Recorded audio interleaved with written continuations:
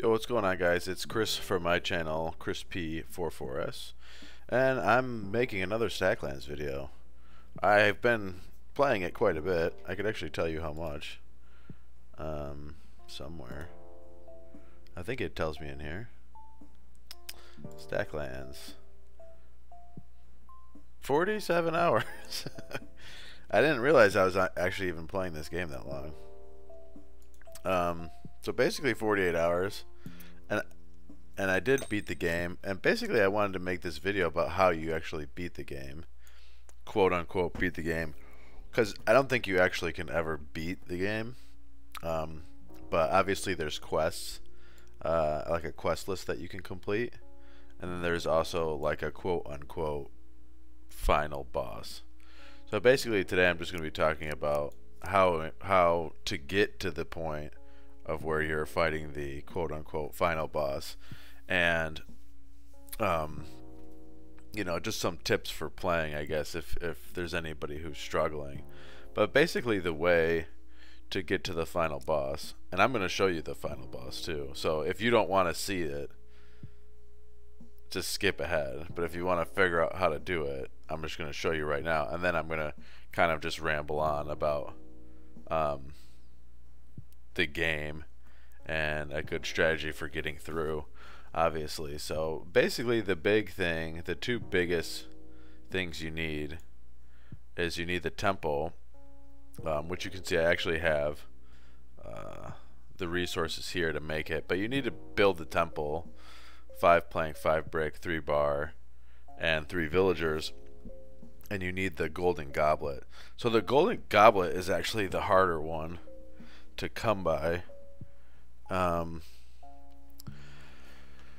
but because you need the traveling merchant, and so I don't think that there's an actual like set number of moons where the traveling merchant comes. I think it's just kind of RNG, because I've had him pop up like 2 or 3 times within like quickly within like a 10 moon period, and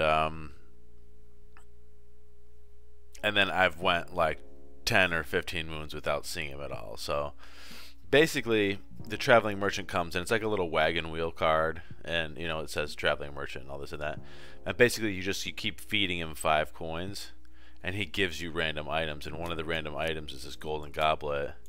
Basically you take the golden goblet and stack it with the temple, and bada bing bada boom. I don't know why I said that, but I'm going to show you right now. So basically I'm going to take my 3 militia here and stack them up, and I probably should have just built the temple already. So maybe while the temple's building, I'm actually going to talk about how I got the majority of the quest done. Right now all I have left is 10 stone and 50 food, and I'm pretty much on track to get the 50 food. I just am kind of letting it run its own course. But so basically the biggest thing is starting the game out and getting to a point where you're, you know, self-sustaining. And obviously the biggest thing early game is the food situation. So obviously you can just start with soil and berries, but then you definitely want to be building gardens pretty soon, and gardens are pretty basic: 1 soil, 2 stone, 2 wood, 1 villager.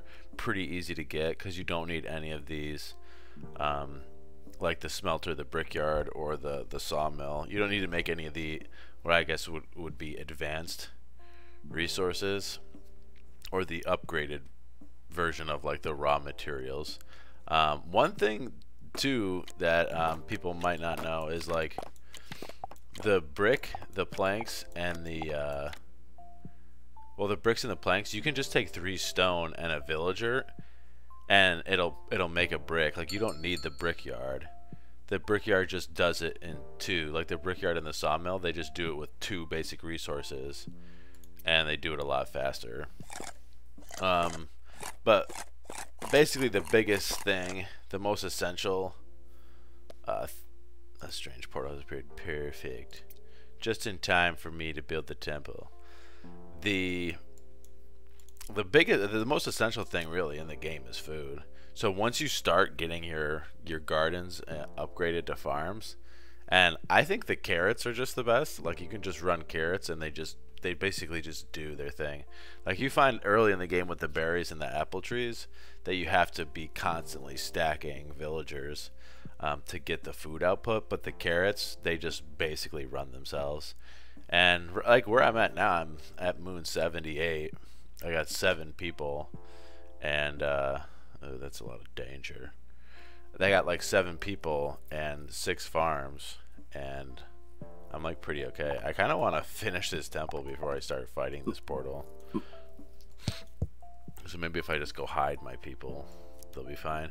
Another thing you can do with these portals too, if you want, is you can let the enemies kind of just wander off on their own. If you try to fight them while they're all in a group, usually what happens is everybody just starts fighting. But if you let them wander off, look, I could fight these 2 bears right now probably by themselves, and then fight this group of 3 here,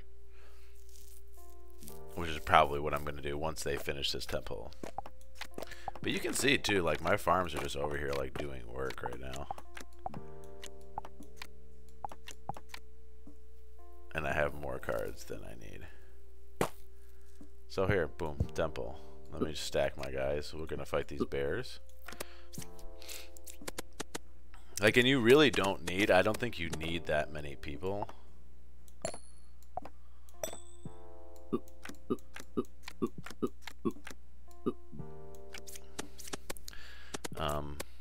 I don't really think you need that many people to defeat the boss.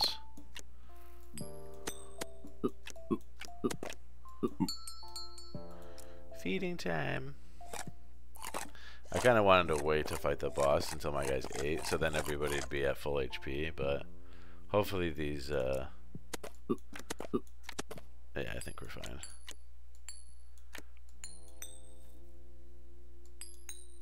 Yeah, so basically, all you have to do is take this golden goblet and stack it with the temple, and it says the goblet was brought to the temple, start ritual.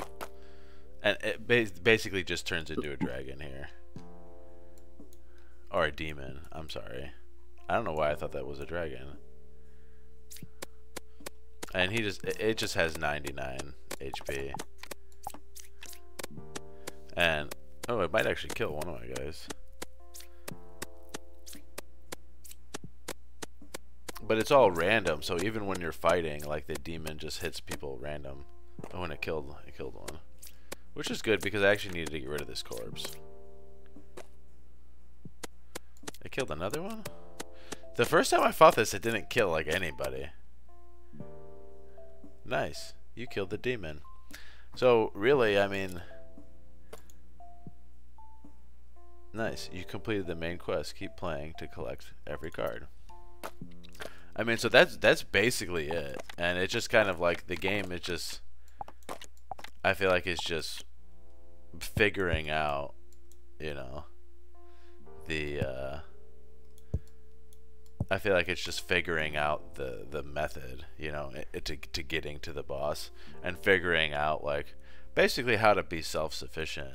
And really the only things, like I have, so my villager died and one of my militia people died. So really the only things to do for me now is to finish through the 50 food and do 10 stone.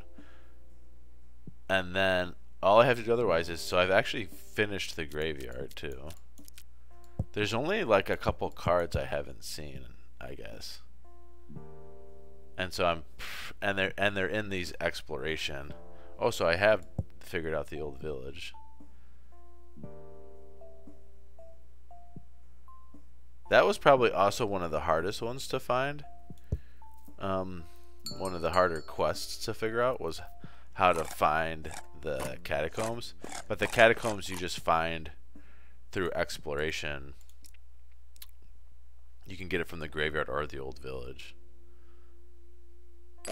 So I might actually have found all the cards too. Oh, I have, yeah, I definitely have.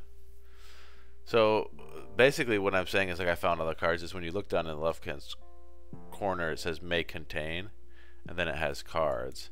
And so when you have undiscovered cards, it'll tell you that there's one undiscovered card, like that could be found from this area. So I mean, really that's the whole game. And I think what I noticed, like in the patch notes, is that the developers kind of continue releasing content little by little. But honestly, like, this is a really great game, and you know, like, it's just a very chill game to just sit back and play. Like, I talked about it in the other video I made, that, like, dude, it's just a nice game to come home, chill, play, listen to this music, man. Like, this soundtrack to this game, pretty minimalist, and the whole game is really minimalistic, but it's just really nice, man, to just kind of unwind and unstack, if you will. Like, you see, I played like 48 hours. I really had no idea that I thought I maybe played like 20 hours or something. But yeah, I definitely can't wait for more content on this game, for sure. Like, it would be nice to see more packs and to see, like, you know, like a more of a technology tree.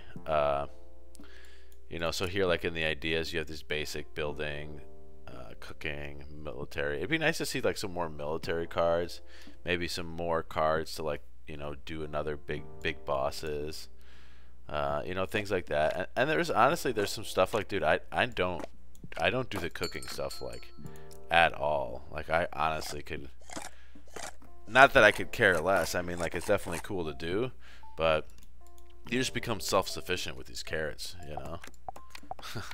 Like, my people are just basically rabbits with spears and swords and stuff. But yeah, it's just a really great game, and I just wanted to talk basically about in this video on how to beat the game.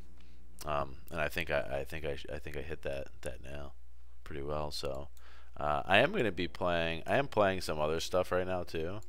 I am playing Tribes of Midgard with a couple friends of mine. I just started. I'm actually going to try to get in like another game tonight. I'm playing the Iron Oath, which is just like a CRPG. Pretty good. Similar to War Tales. It's similar to War Tales, for sure. Kind of like that mercenary sim and stuff. I'm probably going to be playing more MTG Arena. I don't know if I'll make videos. If you guys want to see videos, just write MTG Arena, I guess. But the new set did come out, Streets of New Capennin. So it's all good. But I really enjoy Stacklands, and I mean, if you got $5 and you wanna, you know, it's actually a really nice value for $5. I think it's a really nice value for $5. So, you know, I hope you guys enjoy this video, and I'll catch up with you in the next one. So.